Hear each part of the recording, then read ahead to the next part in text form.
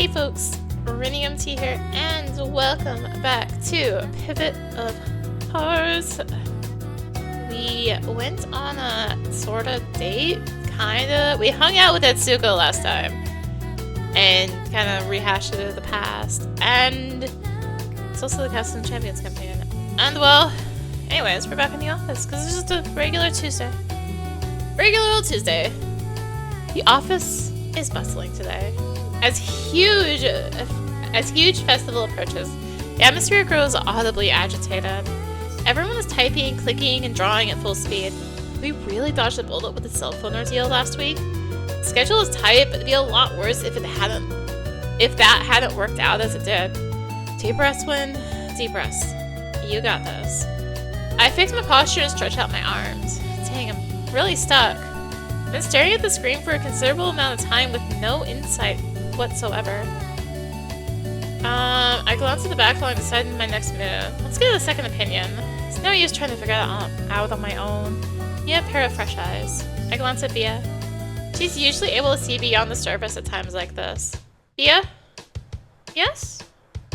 She removes her headphones and swivels her chair towards me. Do you have a moment? I'm having a bit of trouble with this here. Her eyes look tired, but she tries to muster a smile. Sure, what's up? Now that I brought it up, I can't backtrack, but I wonder if she's alright. There's some friendly fire going on here. I gesture towards the screen and quickly reproduce the issue. The archer's arrows are causing damage to the warrior, an ally. Has this happened before? Not exactly on that stage, but I did see something similar a while back. Bia swivels back towards her screen and clicks through a few different files.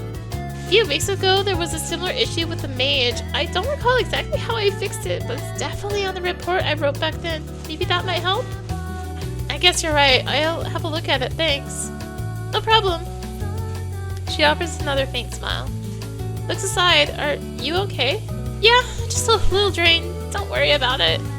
Her eyes dart towards her computer a few times, and I take the hint that she'd rather focus on work for now. But I make a mental note to check on her again during lunchtime. For now, I turn back towards my screen and search through the bug report files for the one regarding the friendly fire bug. Sure enough, after reading Bia's report, things make a lot more sense. Woohoo! With this newfound knowledge, I can work through this problem much more efficiently. I'm able to figure out the source of the error in time for lunch. I knew I could count on Bia for this stuff, and hopefully I can offer her some support too. From the corner of my eye, I see Bia cracking her neck a couple of times and rubbing her eyes. Looks like she could use a break. Bia, wanna go have lunch? Yeah, good idea. My brain isn't working anymore. I can't win on an empty stomach. Did you bring food? Yeah, my marmita's in the fridge. We heat up our packed lunches and settle down in the pantry to eat. I'm not really sure how to ask if there's anything wrong. Maybe she doesn't really want to talk about it? I sheepishly chew on a piece of potato while my eyes dart around. Things have been pretty hectic lately, huh? Sure have. But actually, I have less distractions to deal with now. Oh, really? Bia heaves a deep sigh. I'm sure you remember, I was having relationship troubles. Yeah? Yeah, dude, it was a steal. I got that legendary crown for 100,000 zenny. Wait, the one you were wearing last week? Yeah, bro. I think you might have been ripped off. What? Oh, nothing. Hey, Win. Hey, Bia. I didn't even know it's two of you sneaking out. You were hard at work. For a change. Sure was. What were you guys talking about? Augusto and Kawa settled down with their pastes and sugarcane juice bought at the street market. You know, about the bug, I think. I was just about to tell Win my breakup story. What? Huh? Are you okay? I'm managing, I guess. How did that happen? My stomach churns. Bia was trying so hard to make things work, and despite it all, does it have anything to do with the cell phone stuff? This was my fault, then. To be honest, I think this would have happened either way. The same pattern kept repeating itself. I had plans that didn't involve him, and he was not happy about it. Then the next time we hung out... Do you even like being with me? What do you mean? Of course I do. Don't you trust me? I'm always your second choice. Always the one sounding desperate. You're like an idiot. You're not an idiot. You just have to believe in me. We hang out every week. I just can't be here all the time. It's not enough. Ouch. And that was that. We decided to take some time, but don't think we're gonna see eye to eye on this. Don't you think he might come around? He's gonna miss you for sure. I don't think I can give him what he wants. I think it's good you stood your ground. You did nothing wrong after all. I can't live under his watch all the time. I have other things going for me. Right. Still, she bites her lips and I notice the halogen lights from the pantry reflecting shakily in her eyes.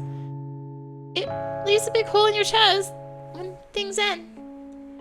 Oh, Bia. Augusta leaves from a seat and hugs Bia's shoulders tightly.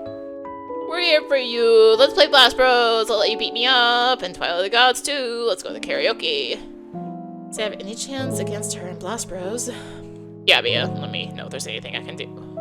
Same here. Thanks, guys. Anna already listened to a lot of my venting yesterday. I'm really glad to have you guys around. Thanks for hearing me out too. I know I caused some trouble. I'm gonna do my best. We finished our meals while trying to keep the conversation light, talking about games and plans for the weekend. The topic at hand would not leave my mind so easily. Honestly, I was taken aback by Bia's response to it all. Despite how hard she was trying to keep the relationship going, once it reached a certain point, she still had the clarity to not go beyond her limits. My younger self would not have been able to fathom such an idea. I honestly believe that the right thing to do was to sacrifice whatever was necessary. Nothing could be above my partner, obviously. That didn't make anyone happy in the end. Phew, I'm here. As I sit down on one of the tables, I can feel my body's exhaustion catching up. Close my eyes briefly while rubbing my thumb and index finger together against them. The weariness makes me a little dizzy and my brain feels foggy. I've been so busy with college and work lately, I barely have time for anything. Well, it's what has to be done if I want to move out and live with Nina. She's the one who called me here today. I wonder what she wants to talk about. We used to come here all the time when we were in school. It sure takes me back. It's not the most romantic place out there, but it's great when you want a quick bite to eat. Rain just started pouring down. Good thing I brought an umbrella with me. Look at my surroundings, I'm suddenly struck with something of a bad feeling. I'm a little bit early and Nina still hasn't arrived. I wonder if she got caught in the rain. Is everything okay? Keep looking around anxiously for any signs of her while rain keeps washing down the windows. A few minutes of waiting later, I see a girl by the door. She enters the building and her image becomes clearer. I can see that she's completely soaked. Get up quickly and run to meet her. Nina, are you alright? Oh, Andre, it's okay. I forgot to bring an umbrella. Poor thing. How about we get you dried up with some paper towels from the bathroom? Sorry, I'll be right back. Go back to the table I was at before. It isn't long before Nina's back and sits across from me. Seeing her in person makes my anxiety go away. We usually see each other every weekend, but I was so overwhelmed with work last week that we didn't meet. I'm glad we could meet today. Yeah, you've been really busy lately. Working and studying at the same time really takes a toll on you. There's no helping it. I'm doing it for us. Nina casts a distant look through the rain-splattered window and I feel a little pang of guilt. But what is it you wanted to talk about? She turns to face me with an unsure expression, opens her mouth as to say something, but then looks down at to her lap. Something feels off. Next few moments of silence are enough to make my anxiety creep back. I think we should break up. Wait, what? Huh? My brain is drawing a blank when it struggles to process the meaning of those words. Why? Is all I managed to spurt out. Nina is clenching her skirt. I'm sorry, Andre. It's just that you're always so busy. I feel like we barely hang out anymore. Her voice comes out shakingly. I can tell if you're having fun when we're together. But we don't have to break up because of that. We should talk this through. No! Nina's sudden outburst takes me aback. A sinking feeling starts bubbling in my chest. I'm sorry, Andre. Her trembling voice sounds as if she's about to start crying at any moment. I'd like someone else. As this information is being conveyed to me, my mind keeps drawing a blank. What do you mean? I only see tears trickling down Nina's cheeks. We can't be together anymore. Everything I've been doing is all for you. I know. You're a great person. I'm really grateful for everything. We can't keep going like this. I'm sorry. It'll be better for both of us. Tears are running furiously down her face. The dizziness is back again. I feel as if it's getting harder to breathe with each passing moment. Nina, we should work this out. Even though I want to work it out, the truth is I don't really know how. Shortness of breath makes me struggle for air. Now without effort, I add. Please. Nina shakes her head. I'm really sorry, Andre. A growing emptiness starts to take over me as I run out of things to say. We sit in awkward silence for a few minutes, with it only being broken by the occasional sound of Nina sobbing. This is it then? All of it? Or nothing? The rain keeps falling outside. Maybe we should go. Nina nods while sniffling slightly. We both stand up and make our way to the exit. I remember that Nina forgot to bring an umbrella, so I open my own and hold it over her head. Here, we can share mine. Nina quietly accepts the offer and we walk together to the subway station. I reach for her hand as we do, but I retract it just as soon as a realization comes to mind. Guess I'm not supposed to do this anymore. We go our separate ways at the station. As I stand on the platform waiting, I can see Nina on the opposite platform just across from me. Her train arrives before mine. I see her boarding it and sending along the crowd of passengers. It isn't long until the train is gone and I'm left to wait by myself.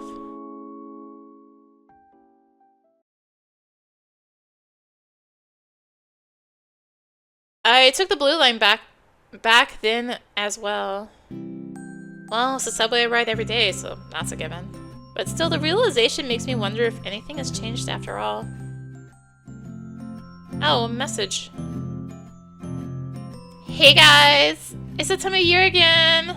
Huh? But Anime Pals isn't until next month. I mean, it's Festa Junina season! Yeah, the office is fully in June mode, pennants hanging everywhere. Nice! My uni is throwing a big Festa Junina party in a couple of weeks. There's gonna be a lot of good food and games. And a booze. Be sure to have your Festa Junina. Well, count me in! I'll make up for missing the Techo show! Oh yeah, Barbara and Sigurd didn't make it that day. Well, I'm feeling slightly more positive about Festa Junina lately. I'm up for it too. Yay! Great! It'll be on the Sunday after this one. Get your straw hats ready. Yeehaw! That means it'll most likely be right after a huge festival. I'll probably be exhausted, but it'll be a good way to unwind and celebrate if everything turns out well with Healing Quest. Come to think of it, I think Chico had some extra tickets for guests at Huge. It's a bit embarrassing, but I decided to shoot my shot anyway. By the way, on Saturday of that same weekend, I'm gonna have to be at Huge Festival promoting our game. Oh yeah! I guess we won't be able to play RPG then. Yeah, but I think I can get you all tickets for the event if you're interested. OMG, yeah, for a real? That's awesome. I want to go and see your game. I've never been to one of those conventions. Do I need a costume? That's optional. Alright, I'll confirm with my boss and let you guys know. Yay, thanks. Satisfied, I put my phone away and get ready to disembark and head home.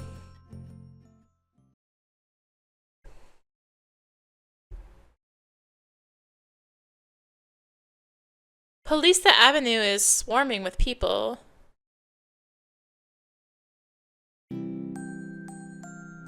Okay, I just had to go take care of something. As I walk in the direction of Consolaso, I pass by families going for strolls, dogs getting walked, bikes zooming, and students lining up to visit the museum. I didn't even realize today was the day they closed the avenue for pedestrians only. Weather is perfect, the atmosphere is lively in the concrete jungle. A day in which everything seemed to be alright, for a change. Hold that thought. Ground shakes momentarily beneath my feet. What the heck, an earthquake? Are we in the middle of a tectonic plate? Rumbling repeats itself and I try to gauge people's reactions. Everyone's running the opposite direction, as if the source of the chaos is around Consolaso. I'm nearly carried away by the stampede. Maybe it's not an earthquake? Maybe a protest gone wrong? This always happens when the cops show up. I'm not too eager to get stomped by the crowd or inhale tear gas, so I decide to cut sideways through the waves of people. However, it immediately becomes clear that this is no earthquake or political manifestation. Emerging from between the buildings is...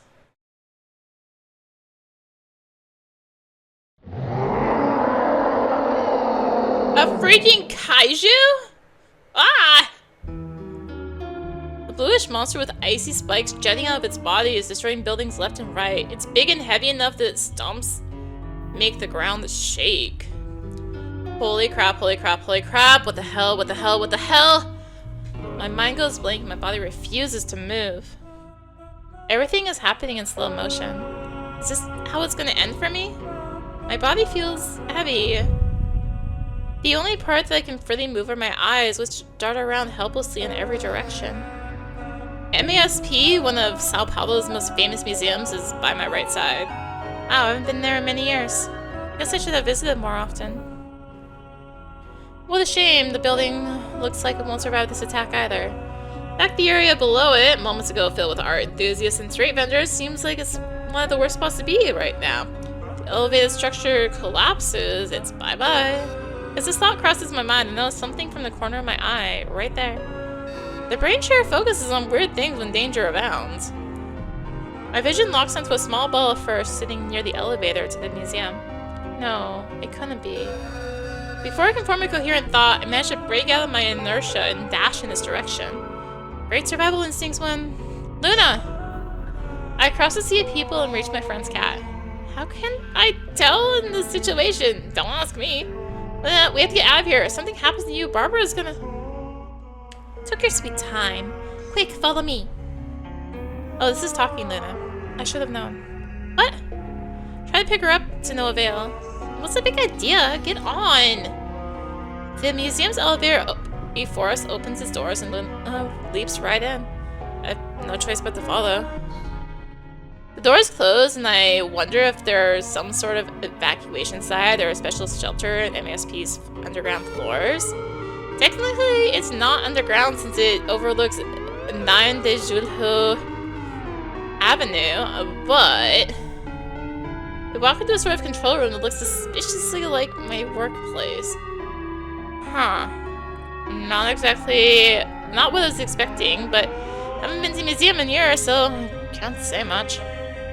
Alright, Gwen. You're gonna have to get in this robot. What? What robot? MechaMASP, obviously. Okay. Why'd I have to get in the robot? Because you're a programmer. You're good with computers, right? That's not how it works. If you won't pilot, Augusta was gonna have to do it. Luna points with her nose towards the corner of the room suddenly lit up by a spotlight. Augusta is sprawled over a beanbag, looking very lifeless. He weakly raises an arm. What? Please. What the hell happened to you? Got beat up real bad and blessed bros. Right. If Augusta's no good, then how about Bea? She's a programmer too, right? But the vocalist just thought, but then I remember. She's going through some stuff. I guess we better let her off the hook. I'm gonna have to pilot a mecha and save the city from total destruction. Fine, I'll do it. That's more like it. You'll have to transform first. Magical boy mecha pilot, huh? Wouldn't be the first, I suppose. You remember the drill, right? Lula presents a card to me, which I take begrudgingly. Yeah, magical boy, magical boy, when Jion, download.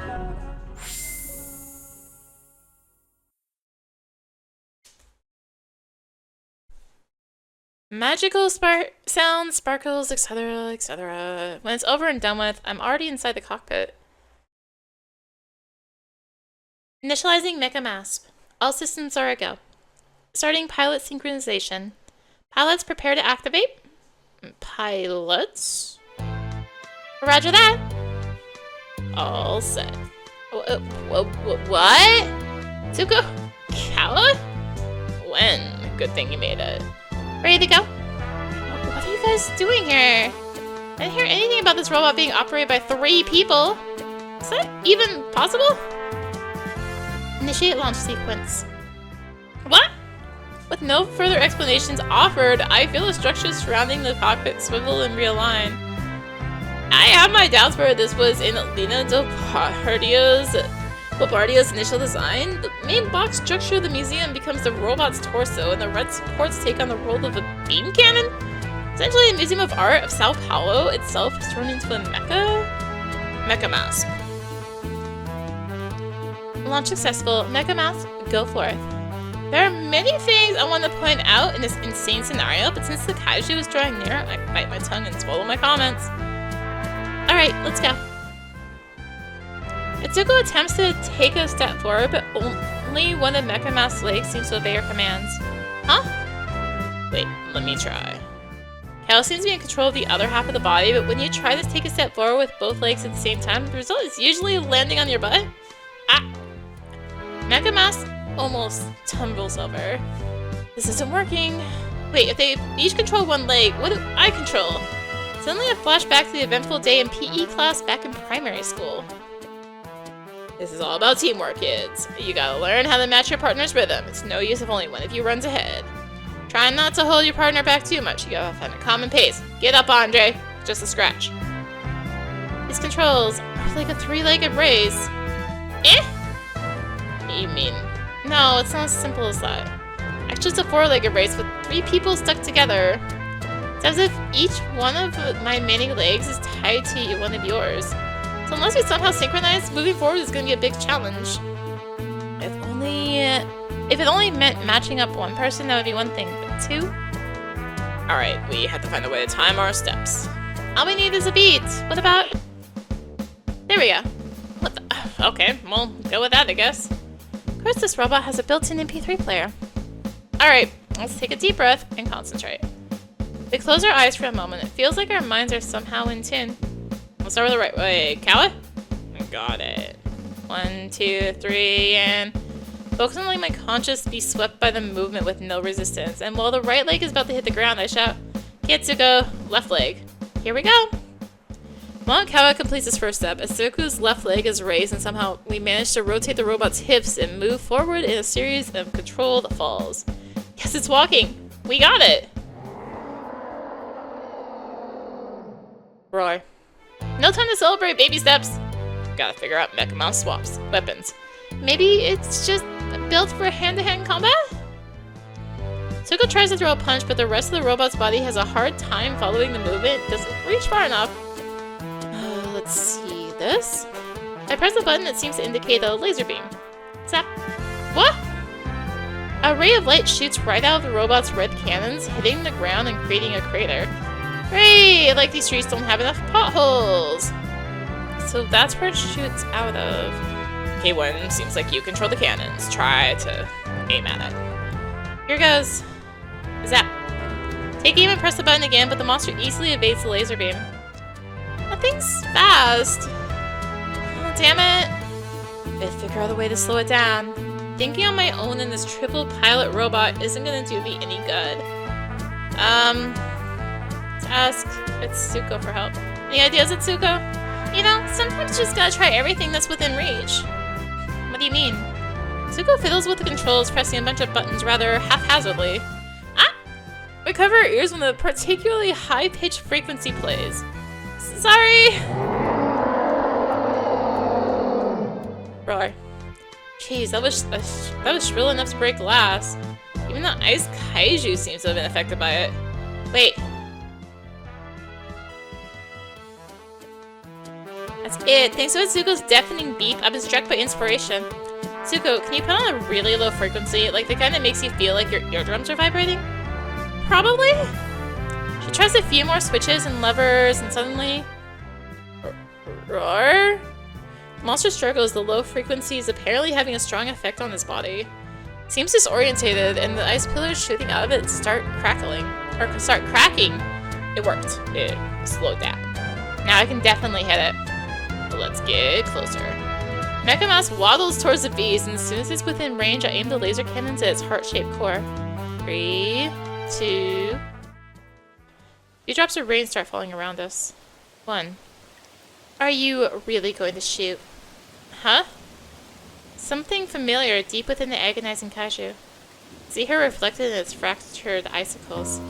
Nina? What is it, Win? Are you okay? Win! Zap. Rain pours harder. Did I? Crash. Ah! For a second I thought it was my own misfire. As soon as I looked to my left side, I see MechaMASP's arm has fallen on the ground and realized the scream came from Etsuko. Etsuko! What the hell happened? Zap. What? MechaMASP tumbles sideways after taking a shot to the right leg. Ugh. Kawa? Etsuko, where the hell are these shots coming from? You're way too naive. An overly familiar voice speaks from behind me. You don't have the courage to destroy anything. That's why you're unable to build anything. You're able to move the robot's body on my own. I can only brace myself. You won't let go of anything, so you can't grasp anything either. But don't worry, I will take care of everything, dear brother. Strange circle lights up underneath me. You really think you're a hero of justice, aren't you? That you're fighting for a rightful cause. But look at all the damage your little game has caused already. You're gonna say it's a monster's fault? Tell me, who is responsible for creating it? Don't listen to him, Win. Yeah, Win, it's not your fault. Kawa and Etsuko's screens suddenly fade. Etsuko? Kawa? How unfortunate, you're all alone. But at the end of the day, that's what it means to take the path you're about to choose. Path? That's right, your selfish little ways. You're in luck, it's not too late to turn back. So to make sure you won't regret it, I'll make it very clear for you. The ground shakes once again and buildings all around us start crumbling down. What's going on? This is what it means to swim against the current. Zap. Andras destroys the kaiju with a single shot. To betray the wishes of those who gave you everything you have. Stop! What are you talking about? To effectively relinquish a comfortable place that was reserved for you. The circle beneath my feet turns into a sort of portal that feels like quicksand, and I feel my weight sinking in. It's not just me. Etsuko! Kawa, can you hear me? Think it through, Wexian. Looks me in the eyes, mockingly extending a hand like a phantom on the other side of the mirror. You'll thank me later. Ah!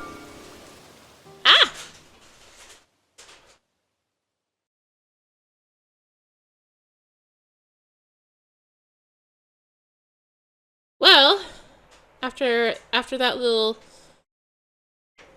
dream sequence, I guess? We'll call it good there. Thank you for watching. If you enjoyed the video, consider tossing a like, comment, subscribe. Maybe click the bell for notifications. Also be sure to check out the description below.